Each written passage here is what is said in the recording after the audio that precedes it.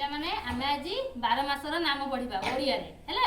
ମୁଁ ଗୋଟେ ଗୀତ ବୋଲୁଛି, ଗୀତ ମାଧ୍ୟମରେ ବୋଲିବ। ସିଧି ବୋଲିବୁ, ବୋଲିବି? ହଁ। ଗ୍ରୀଷ୍ମ ବୈଶାଖ ଜ୍ୟେଷ୍ଠ ମାସ, ପ୍ରଚଣ୍ଡ ରୌଦ୍ର ପରକାଶ, ବର୍ଷାରେ ଆଷାଢ଼ ଶ୍ରାବଣ, ମେଘ ବରଷେ ଘନ ଘନ, ଭାଦ୍ରବ ଆଶ୍ୱିନ ଶରତରେ, ନିର୍ମଳ ଶୋଭା ଜଗତରେ,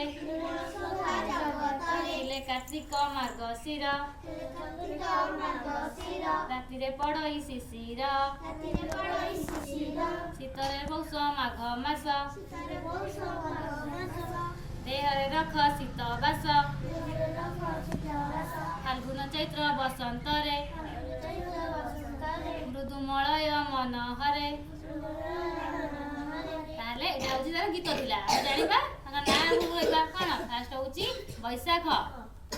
କୁହ ବୈଶାଖ, ଜ୍ୟେଷ୍ଠ, ଆଷାଢ଼, ଶ୍ରାବଣ, ଭାଦ୍ରବ, ଆଶ୍ୱିନ, କାର୍ତ୍ତିକ, ମାର୍ଗଶିର, ପୌଷ, ମାଘ, ଫାଲ୍ଗୁନ, ଚୈତ୍ର।